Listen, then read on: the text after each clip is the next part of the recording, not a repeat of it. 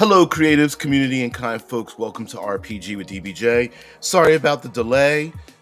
For those of you that are still sticking around, apologize for that. I want to talk about, or let us deep dive into the strange concept that has been lurking around our tabletop role-playing community, and that is having different mechanisms or uh, unfleshed out mechanisms for performing different actions when most tabletop role-playing games could accomplish the exact use the exact same adjudication system or mechanisms to resolve just about every action in their game. And why do they have different systems? So I thought we would talk about it. So guys, get your stacks, put your feet up, turn your brains on, help me look brilliant, and let's engage. Yay.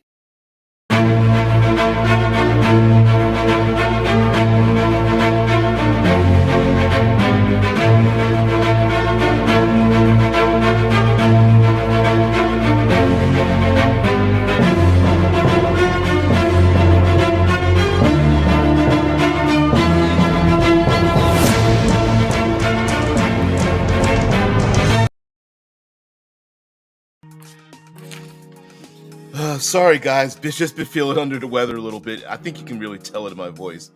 Red 5 logging on. You guys are funny. All right. So, and this isn't. It's a little bit of a complaint, but I do, now that I'm thinking about it, and I wanted to get the opinion of you guys.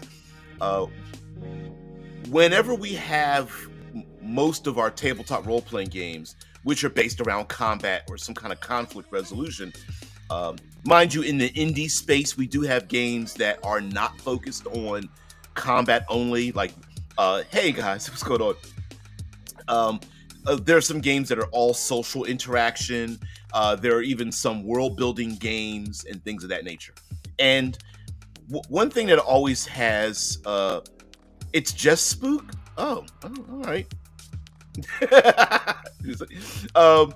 One thing that I've noticed is that, of course, we're going to go from our classic D20 games, Dungeons and Dragons, and move out from there. But that the conflict resolution isn't used to resolve other things in the game in the same manner that the primary focus of the game is resolved. Now, if I can give you an example, and then I'll give you an example of what my I wonder why they're doing it that way, and then I'll give you an example of a game that has changed it and is talking. Because if you take a look at the thumbnail, actually maybe I will share the thumbnail. I will share the thumbnail out. My brain. One of the things that happens to be in the games like Dungeons and Dragons is that we use separate combat mechanics and then every other action is separate. So what I mean by that is, in Dungeons and Dragons, you have like a combat mechanism. You roll your D20 plus some modifiers for combat, usually using some modifiers from like your strength and dexterity, and you roll some dice against an enemy's armor class, which has some modifiers there, and then we find out if you're effective or not, or successful or not, and then we roll for some damage, and we tick the hit points down from both ourselves and our adversary to get to, defeat the individual. And I often wondered, why wouldn't we use that same mechanism for social interactions or any kind of physical exploration or intellectual pursuits, like going to a library and uncovering information, or being down in a deep dungeon and putting clues together. And I understand that for some people, this can seem a little bit like, well, why would you roll damage against a book, or why would you have an armor class against someone's, I don't know, social interaction? And I think it's because oh, there is. Well, and allow me to reframe, because I think sometimes it's just a matter of semantics. So, for example, I made up my own. This has been years ago. I made up my own. I guess you call like social social interaction thing, where it's like you have to. It was like a D4 for interest, a D4 for attention, and then a D4 for compliance. Teach people to have a core mechanism that is not about combat in the first place. Right. So I think we're on the same page, maybe coming at it from a different point of view. So allow me to show you. So we understand what Dungeons and Dragons is. We don't roll damage against someone's charisma. We don't roll damage against deciphering the runes inside the dungeon. But maybe it's just a matter of semantics. So I'm going to show you, this is from ICRPG and Runehammer, ICRPG, Index Card RPG. This is a page in the book. I think this is the Master's Edition. Let's see. ICRPG Master Edition Digital. And he has the Runehammer, Burnail, the individual behind Crown and Skull. This is one of his first big major tabletop role-playing games. And to the left, we have our core system, which is roll for effort. I'll get it bigger here. I just want to show you the full page, but so you can kind of see it. And in this game, instead of like damage, he just calls it effort. And so to the left, you have like basic effort. It's like basic, which you roll a D4, weapons and tools, and then guns, and then magic and energy, and things like that. And then it goes up by each die. So a basic, if you're using your bare hands or your wits, you just roll a D4. If you're using weapons and tools, it's a D6. If you're using guns, it's a D8. If you're using magic, it's a D10, whatever, okay? And the idea is that, okay, well, if you're going to use effort, maybe you're trying to make an attempt to accomplish something. And to accomplish that thing, we go over to the right, which are very basic thing. They're known as hearts, and hearts equal 10. So every heart that you have equals 10. So characters start out with 1 heart, which are like 10 hit points. And if you fight a monster with 2 hearts, it's got 20 hit points. But what if you're trying to decipher that tome or pick that lock or something? It's the same thing. And let's see if I can read this. Here we go. Hearts and effort. As you just noticed reading about effort dice, you will be rolling against all kinds of tasks with effort, not just rolling damage. Anything that can't be accomplished in an instant will need effort to complete. Once you get your head around this, you'll see how versatile the system really is and how it encourages all kinds of play beyond just doing damage. How much effort do you need to complete a task or destroy an enemy? That is where hearts come in. And then you've got our little tag here. Just like classic video games of yesteryear, ICRPG uses hearts to show how many hit points an enemy has or how much effort is needed to overcome a task. 1 heart is equal to 10. So using a sword attacking a monster with 2 hearts, do 20 points of damage with the D6 weapon die to be victorious. Using a magical translation spell to decode 1 heart of ancient runes, you'll need to roll a total of 10 with your D10 magic die. It could be done in 1 turn. And the GM will have all kinds of detail to offer how many hearts a task or enemy has to overcome. Your job is to make those attempts and roll as much effort as you can, and so and so. And then, of course, in the game, there are ways like some player options allow a higher die for, or exchanging of dice for certain types of effort. But I wanted to show that to you because it's like it doesn't really take that much of a switch in um, adjudication to have something like that. Now, we could go into some other things. Here we go. Hold on. I'm missing some of your comments here. Yeah, running MechWarrior Destiny. There are multiple approaches to a problem resolution. If you want to roll, it can be done the following solutions: all 2d6 rolls, but it could be opposed. It could be as versus a flat roll, and others could be an ability plus skill, or ability times 2, or versus a target number. I've seen that in the first thing that comes to mind for me is the RuneQuest Mithras games, percentile games, where it could be like an ability plus skill, or like an ability times 2 or something. Yeah, knowing what approach to use is the GM's discretion. And that's where I think some games which might have a hang up could kind of get rid of it by just going like, okay, how, like for example, Dungeons & Dragons has Constitution for your, like a physical, it could be a physical thing to overcome, a replacement for hit points. Why couldn't Charisma be the same thing? You know, Drew, you don't like anything. You can go into different resolutions of trained versus untrained, but that ain't nobody got time for that. Ain't nobody got time for that. I remember that. Oh man, how long ago was that thing? Also, sometimes I think it's a possibility that a game might have a resolution system that may be, or doesn't have an option to make it less intricate.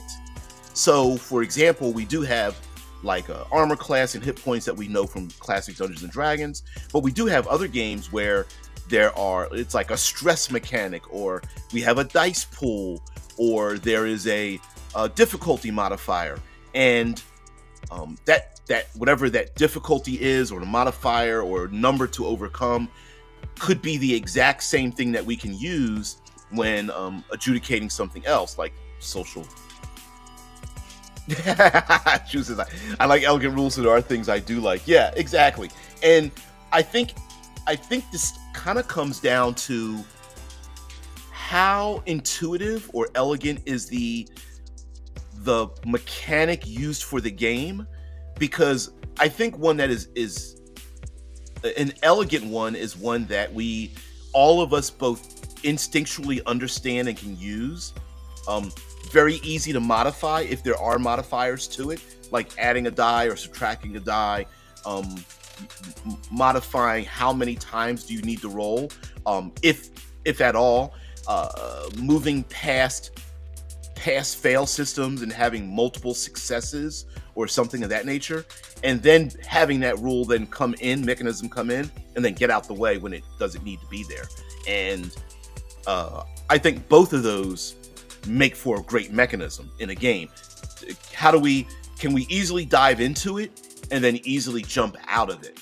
And we oftentimes we do the top heading where it's like roll for initiative, and then everyone puts their head down and starts looking at their character sheet, and they forget about the role play part of it, where the social interaction part of it, even in the midst of, say, high stakes, action combat or something of that nature. Mike says there's another thing too. Ability scores different from game to game, and how they tie into resolutions equally varied. Very much so. And especially when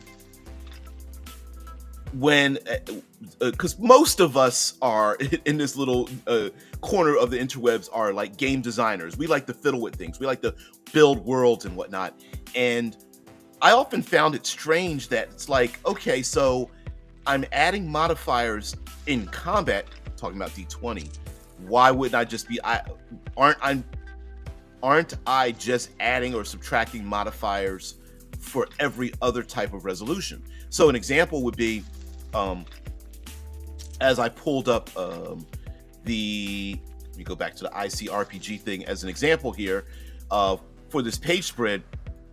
It's like, well, why wouldn't picking a lock have points to it, and then when we want to add tension to how fast can I pick the lock before the flood waters flood the sewer, and I'm trying to pick the lock to get through the gate, or get out of the sewer system or something.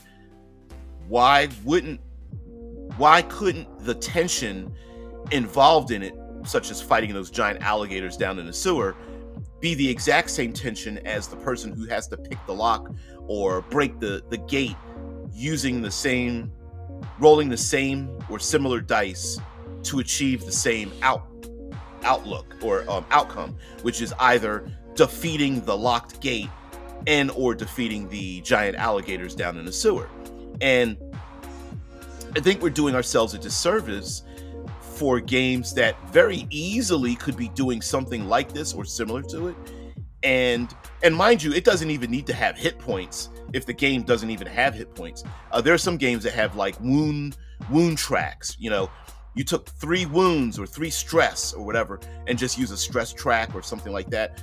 It could be number of successes. The first person to get the 3, whether it's 3 successes or 3 failures, and the first track to get the 3 either wins or loses. If you get 3 failures before you get 3 successes, then you don't do the thing.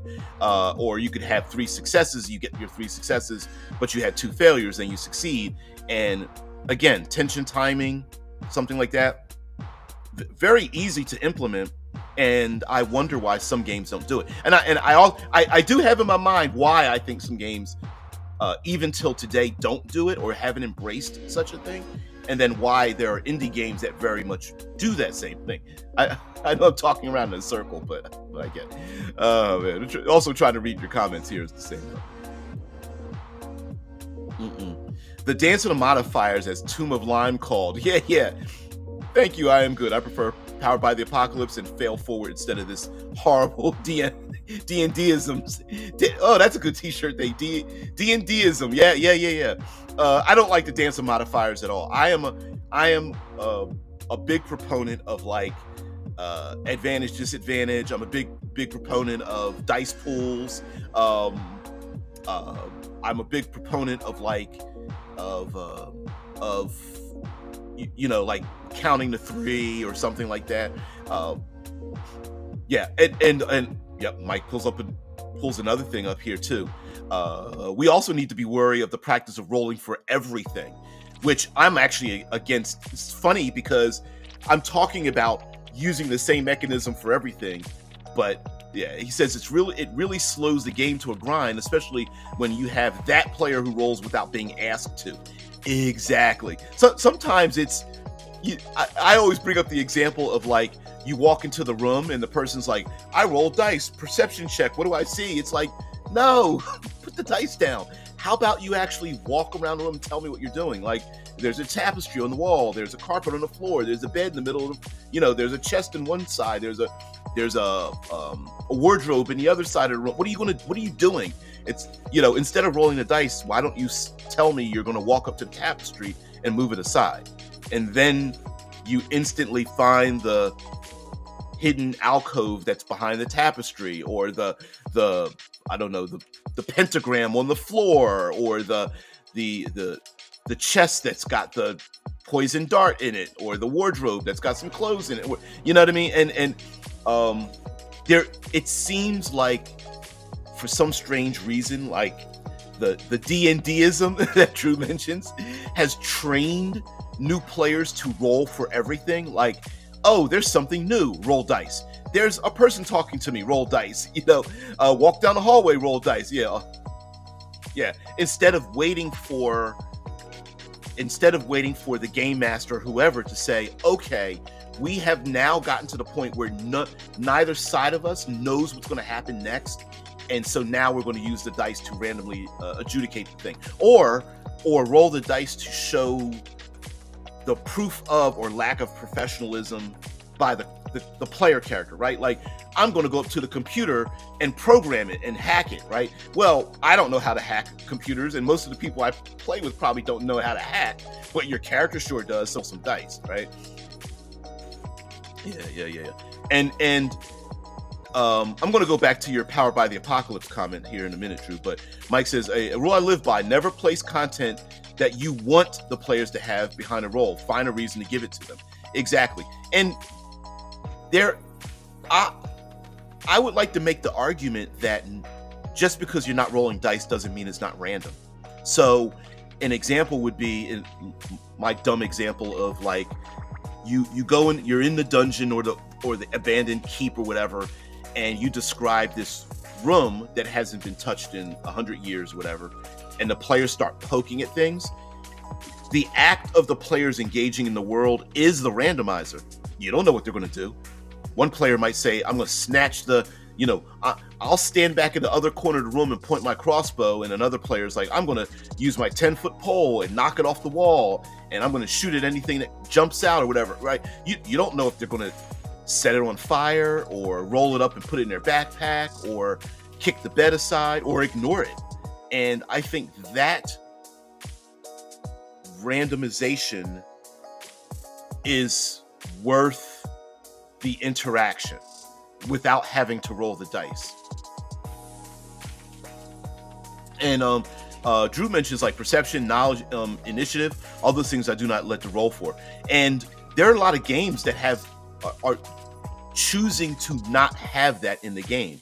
Like, for example, there's a lot of OSR games that don't have that are new games today that don't have social interactions.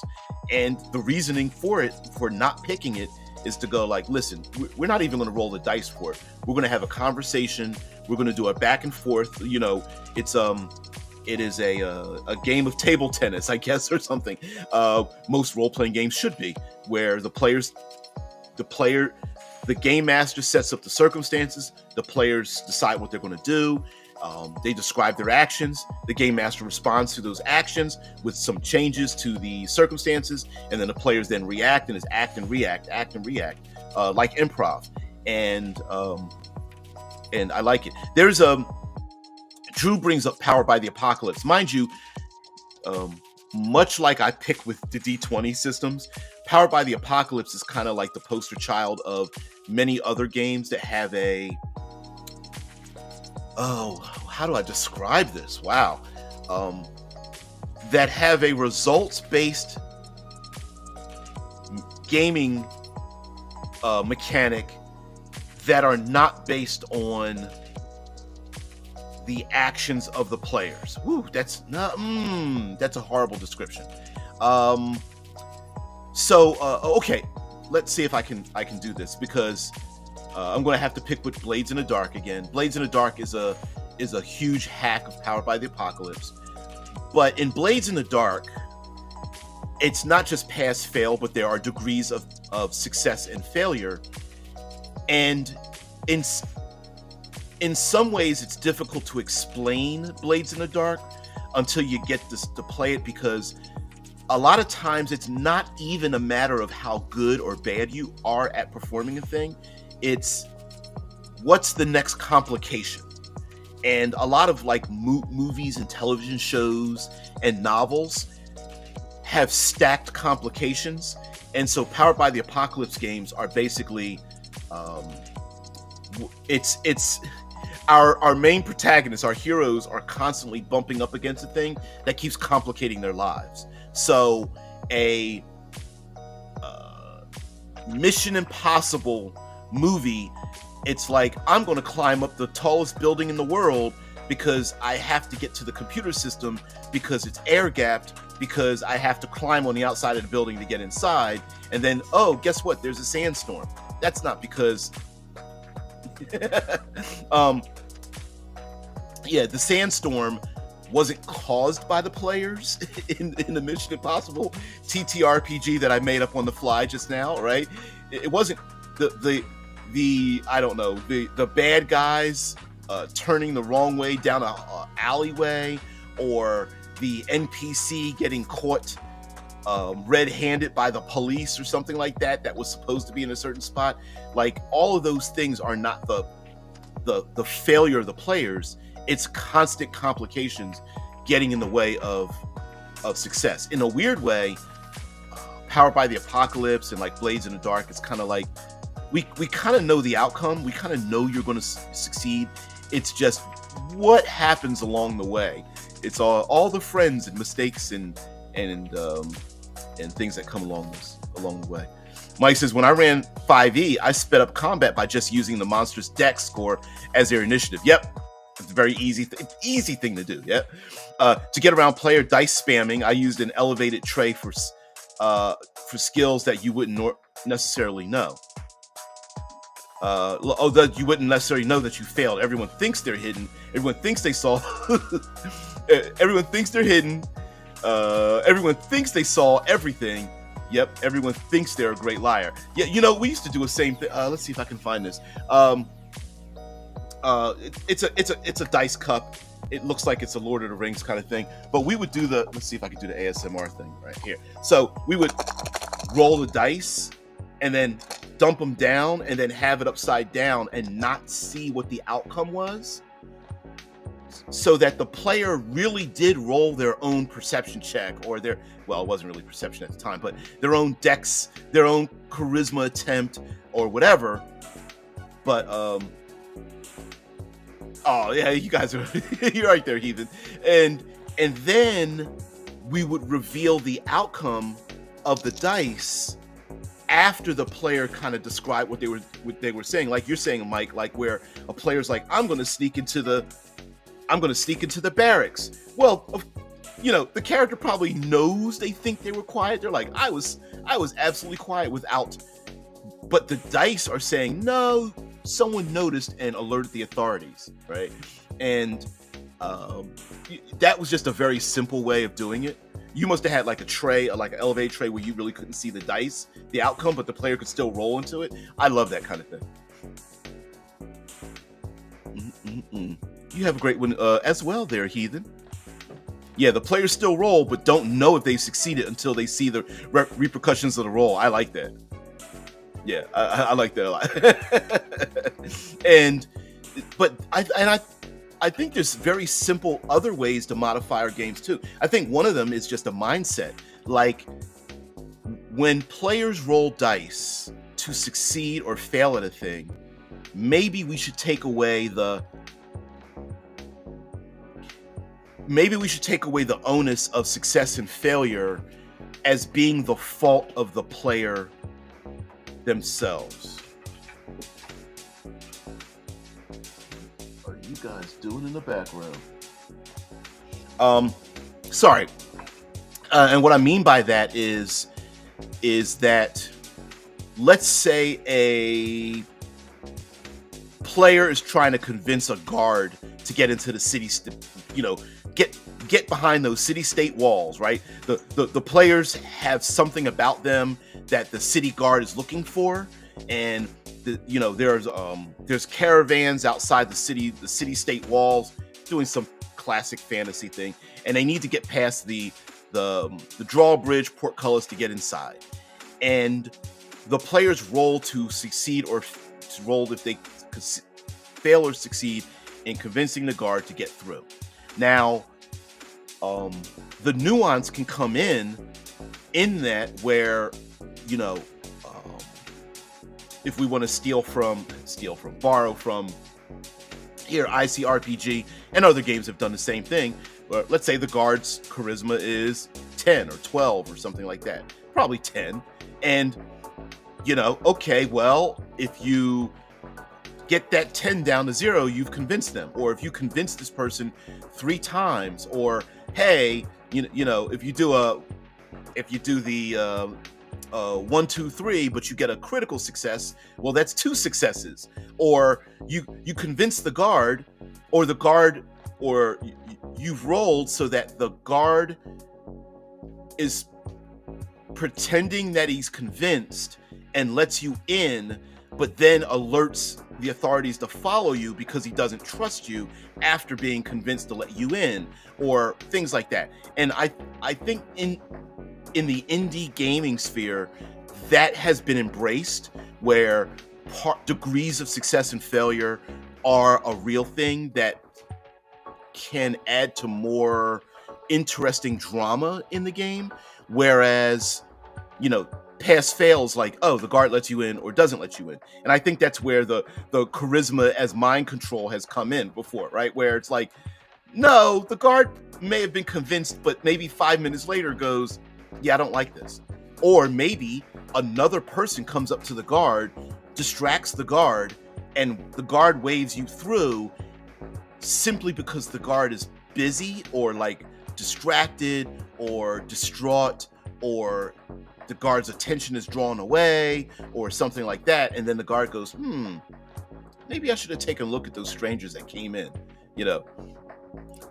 Mike says degrees of success and failure are not well portrayed in a game like D&D. They tend to be binary resolutions. Well, there's actually ways to get around the binary resolution, like rolling 5 above or below, 10 above or below, or like I said, achieving multiple successes to do a thing. Like, this one lock pick is 1 success, but to pick this other more complicated lock, you're going to need to roll successfully 3 times. Right. Drew says, personally, I think people can know how well they are doing. I mean, even though I do not roll for perception, I had played in games in which I say I rolled low and thus could take the dice result to inform my roleplay as distracted and unfocused. Yes, and thank you very much for putting that in, Drew, because we game designers and game masters and such, sometimes we see this so many times in like Reddit posts and X Twitter posts and things like that, where we're like begging the players to embrace the game in all of its facets. It's like, I understand you're happy to succeed, I understand you want to be Billy Badass, but embrace the fact that you didn't do well or didn't do as well as you wanted. Like, wrap that around your character, bring the same energy. And I'm the same way. It's like, oh, if I failed something, I will describe the success or failure in a way that corresponds with the character that I'm playing and the circumstances involved. Like you said, like being distracted and unfocused, or my very strong character that failed to open up the gate pulled a muscle, or is distraught, trying to protect my fellow adventurers, or I don't know, any number of things, right? I forgot to wipe the blood off, and blood and gore off of my outfit and my weapons when I came up to talk to the guard and told him I'm a very peaceful person, right? It's little things like that, and embracing the nuance, because even in D20 games, despite them being pass fail, we know that instinctually we add nuance to it even when there isn't any nuance. So if the difficulty is 12 and you grab your D20 and you roll, and one person rolls a 13, another one rolls a 17, we think that there's a difference in that. And yes, if we accept it, maybe there is a difference in the game, because once it's in the narrative, to me, once it's in the narrative, it's in the fiction, it's real, and in the collective of the group. But gaming wise, no, unless we add it. Yeah, multiple success failure system tends towards the dice pool mechanic. Yeah, very much so. The nuance of 5 above or below tends to be a DM caveat that isn't necessarily in the text of D20 systems. Exactly. That's a thing we as GMs add, and you are absolutely correct. But I think there's a way to I think there is I hate to say it this way, we can do a Pavlovian dog system for some of our games by introducing it and then giving it to the players to do with as they will. So if you say to a player, I'm trying to come up with an example. If you roll 5 or more than you need, it's a complete success. But if it's less than that, you got to come up with like a complication to what you tried to do. And the I picked the lock and I succeeded in picking the lock, but I didn't succeed very well, is the classic, like, I drop my tools, or I set off the alarm, or my lockpick gets jammed into the lock itself so we can't relock the door, or I make a noise, they'll be here in roll dice, they'll be here in 5 rounds, right? It's something like that where, and mind you, like you said, Mike, and I'm sure you're saying Drew. Okay, Drew says the problem with a +5+ or 10+ is that many DMs do not set difficulties before the dice are rolled, and in that manner, D&D is indeed a bad system for that approach. Yes. Yes, question mark. I always thought that in my head in Dungeons and Dragons, like we would always set the difficulty like 10 or 12 or 15 or whatever. It's not the most elegant system, excuse me, but yes, I agree that especially for like dice pool systems are really, especially when you don't have to add them together. You're like rolling a bunch of D6s, and you're like, 3 of my D6s, 3 out of the 6 of them are good. How successful am I? And adjusting the flow of the success and fail. I think another difficult part about degrees of success and failure is what constitutes partial success itself. Like, how do we describe it? And it can feel overwhelming to constantly keep trying to come up with new partial successes and failures, especially if players are doing the same thing over and over again. Spook says Pathfinder 2 has started to embrace the degrees of success idea. There's a lot of 5 above and below results. And like I pointed this out before, like the Medusa in 5e is the exact same way, right? It's like if you make a saving throw and it's 5 or more, you succeed, but if it's less than 5, you are restrained. No, if you fail a saving throw by more than 5, you are petrified. If it's within 5, you are restrained, as if you're like slowly turning the stone or something like that. Mike says I added a failing forward degree, forward mechanic in 5e because we all love a good cliffhanger. The Dungeon Master's Guide in 2014 for 5th edition has failing forward in it. It's funny. It already has it in there.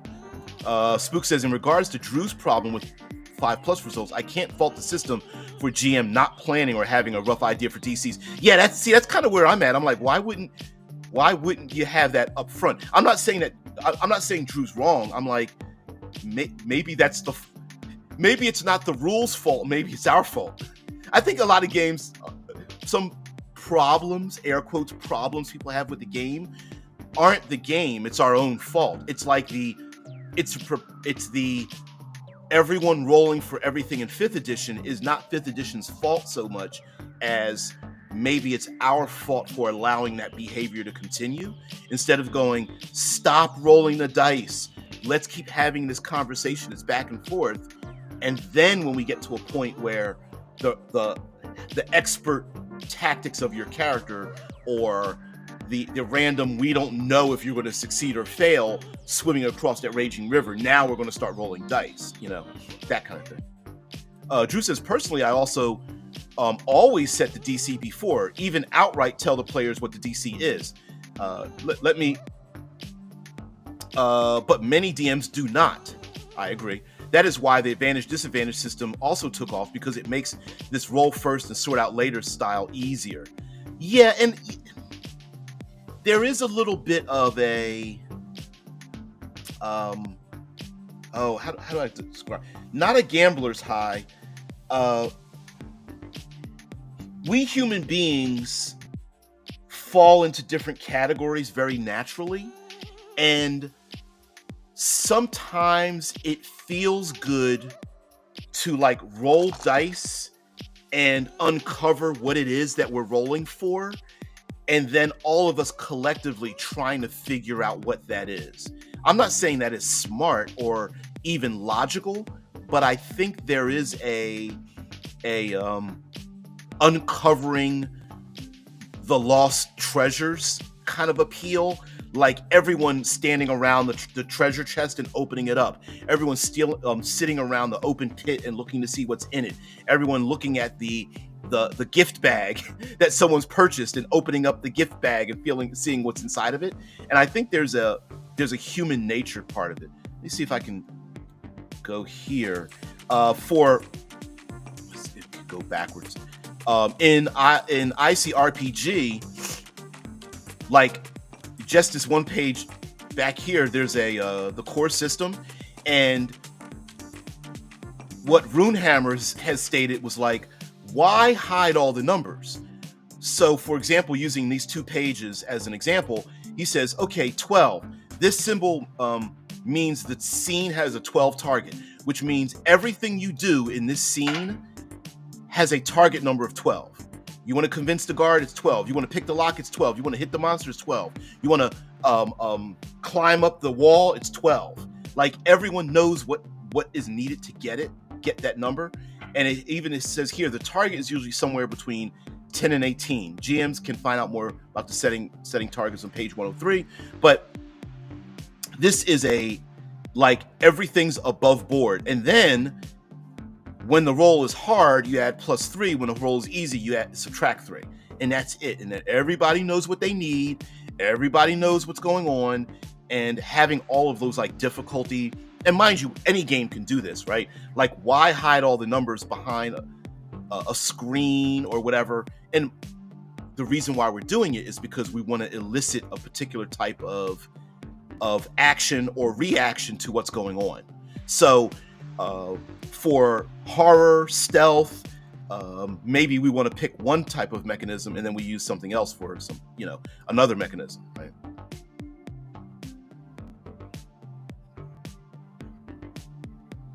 There is a disconnect between the system and the GM at times. Knowing when the GM should take the wheel takes experience. Yeah. Very much so. Spook says, I've been hooked on a Dimension 20 show, and I do believe the rolling for everything mentality has come from this. My table of older players rarely rolls until asked. My new players roll all the time. And now, mind you, and sometimes when we watch actual plays, there's a bit of performance in what they're doing. Like you're saying, Spook, Dimension 20 may be rolling for everything specifically because they want to elicit the improv of the game. Like, every time improv artists are thrown this new randomization, it tests their skill to rationalize the new random situation or mechanic, which is where I think people have a dislike for random tables. It's like, you're just rolling random tables for random things and it doesn't make sense and it doesn't feel, where rather it's more like, no, we're going to use it like a tool when it's necessary. Like you said, older players, like I fall into the older player category. I'm going to keep talking until somebody tells me to roll some dice, because I'm going to presume success and professionalism until the game master says, this thing is going to be rough. You need to roll some dice. In which case I go, yeah, of course. Or the game master says, no, you got to pull it back a little bit. You don't know if the guard listened to what you said. And you're like, oh, okay. Drew says, my GM category is Queen of the Heartbleed. The characters will suffer and the players will love that. I can't wait to go over your Heartbleed system. I'm going to have to invite you on the show, which is kind of weird because you're already invited on the show, but you know what I mean. But yes, the idea that I attempted to try to find and go over games that have other mechanisms other than just straight up combat to describe what it is that what the hell's going on, and I think some of it can just be boiled down to semantics, right? Like, we are so used to using the term hit points, but just simply changing the words themselves can also change the way we think about things. So an example would be, we could easily, very, very easily rewrite the classic Dungeons and Dragons stats and all that kind of stuff as instead of hit points, it's called stress or strain or wounds or luck, or you could even use phrases. We don't have to use one word. We can call it what's a good one? Countdown or skin of my teeth, right? Like there's a number of things we could do. We could even start rewriting the your classic 6 stats. Like for example, in Obsidian Star, my sci-fi game, there isn't any strength or dex or whatever, but you have methods of accomplishing something. So instead of strength, dex, constitution, I have break, dash, and make, break, dash, sway, evade, think. So it's like, how are you doing something? Are you solving the problem by breaking something or evading a thing or thinking about that thing, analyzing it, swaying somebody to come your way? You know, what's another game that does this? Fate. Fate Accelerated does this, where Fate and Fate Accelerated does a thing where it's not strength or dex or con, it's called forcefully or carefully or subtly or quietly or quickly you are doing a thing, which I have incorporated in Obsidian Star, where instead of having stats like strength, dex, and constitution, you can pick approaches. Whether you are someone who does something subtly or quietly or perceptively or vigilantly or something like that. And I think sometimes maybe it's just like how armor class and hit points really don't describe exactly what it is. Sometimes finding the right nomenclature may be just the one thing that can kick a person's brain and go, oh, okay, yeah, I get what you're saying. You know, if hit points were called luck or skin of your teeth or whatever, then maybe players would go, oh, I didn't get burned by the fireball until I'm down to 0, and then boom, my luck runs out or something like that. Devil's bargains. Yeah, that's a big thing too. A GM tool I use a lot is the Devil's Bargain. Sure, you can attempt to insert highly improbable action, but you'll need to sacrifice, insert something they value to do it. I've done this to the point where people call me a devil or demon. Now, where did I place that contract? Yeah. Yeah, Junfa says, adverbs. In writing, there is a strong recommendation to avoid those. Well, sure, in literary context, sure, but in tabletop role-playing games, we're the ones who break the rules. And like I said, I didn't make a Fate. Let me see if I can find like a Fate RPG character sheet. Let's see if we can find one and see if it's located on there somewhere. And there's a bunch of different Fate versions. So let's see, is this one that has it? Where it's like the stats are like forcefully, it's like forcefully, quickly, quietly, carefully. I can't remember them all. Let's see if this will take me to it. I can't get it large enough. And I think it's Fate Accelerated that does it. Yeah, that's Fate. I forget, Fate Core. Yeah, it's Fate Accelerate.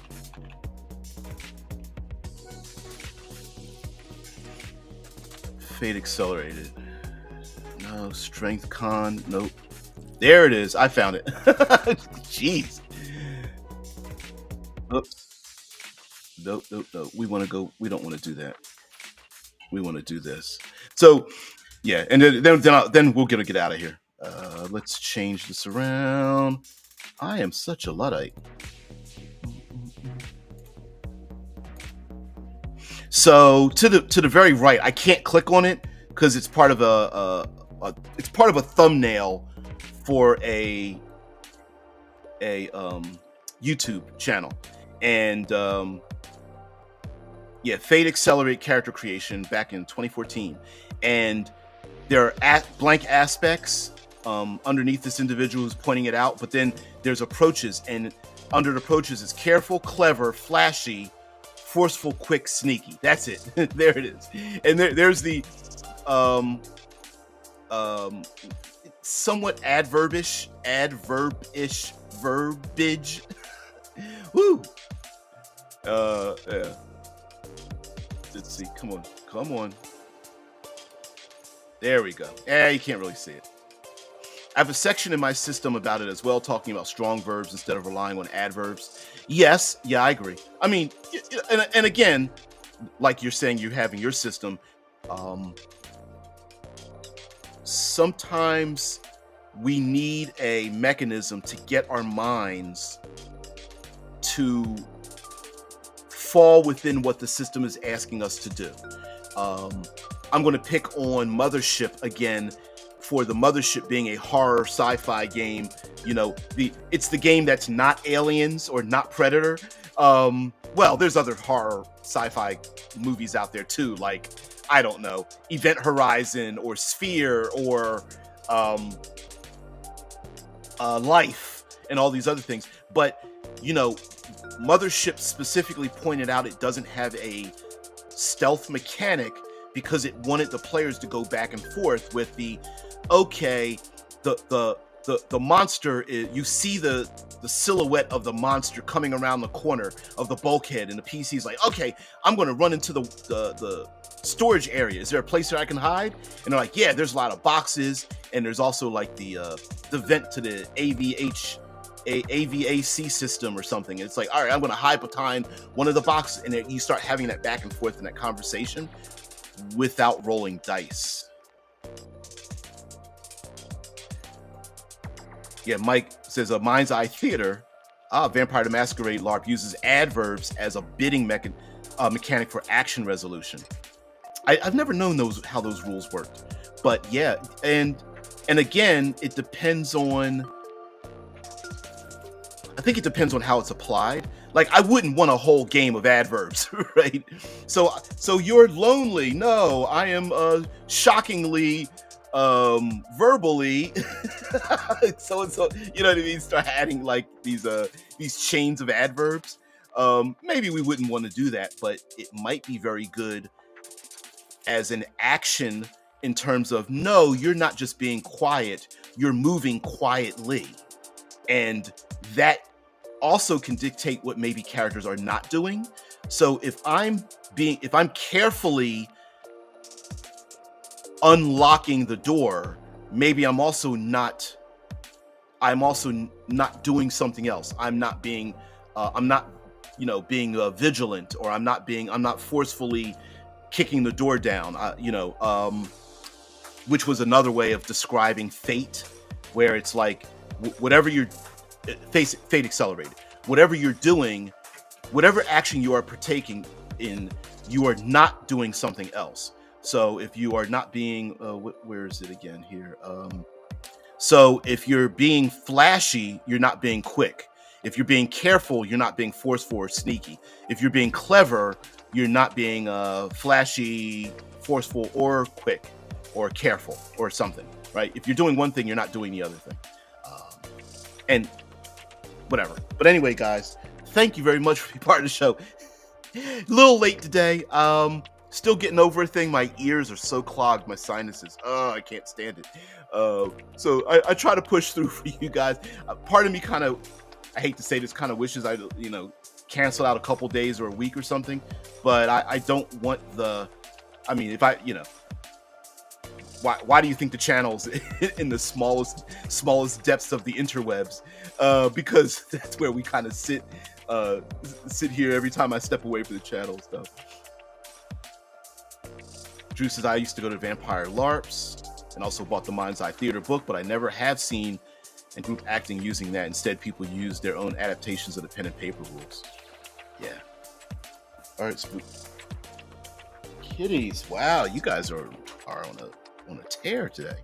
So anyway, guys, take care. Everybody have a great one. Thank you very much for being part of the show. Thank you, Mike. Thank you, Drew, very much so. Be prepared.